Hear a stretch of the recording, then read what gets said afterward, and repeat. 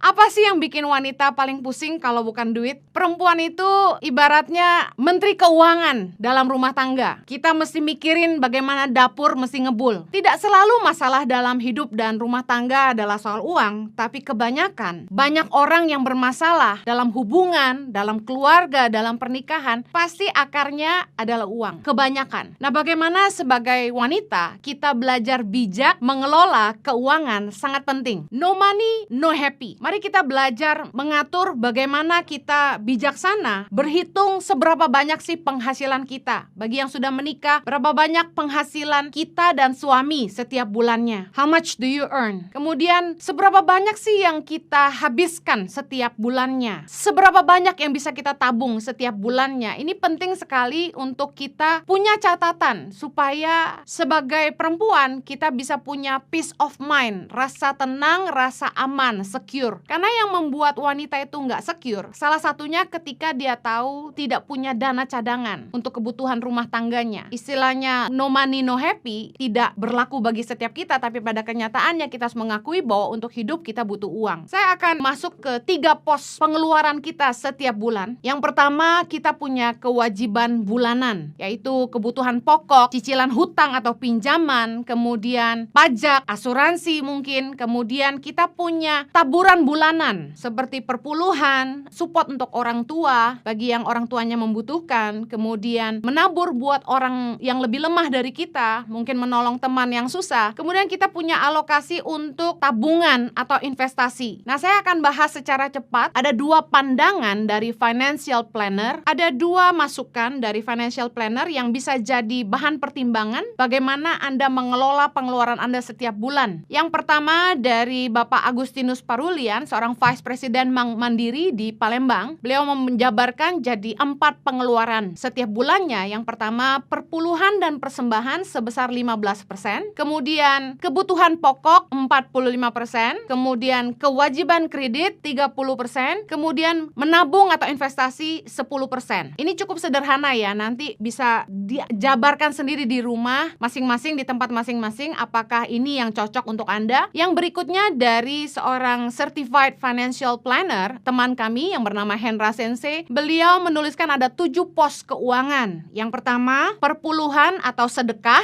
Nah, karena ini kan tidak semua orang Kristen, jadi mungkin beliau bagikan ini untuk semua agama ya. Perpuluhan atau sedekah minimal 10% dari pendapatan. Yang kedua, pajak. Yang ketiga, hutang atau pinjaman. Maksimal itu 30% dari penghasilan bulanan, tidak boleh lebih. Yang keempat, tabungan peace of mind, tabungan ketenangan jiwa katanya, yaitu asuransi kesehatan, asuransi jiwa, dan asuransi penyakit kritis. Menurut beliau ini penting ya, karena kalau kita punya asuransi itu paling tidak kita tenang. Yang kelima, investasi. Investasi itu minimal 10% dari pendapatan kita setiap bulan. Yang keenam itu kebutuhan pokok, kemudian yang ketujuh kebutuhan gaya hidup. Nah, kalau Pak Hendra Sensei menyarankan setelah kita melakukan semua kewajiban posko-posko yang harus kita bayar setiap bulan, kalau masih ada sisa, beliau bilang gini, habiskan. Kenapa? Karena seringkali kita kerja keras tapi kita nggak bisa menikmati hidup.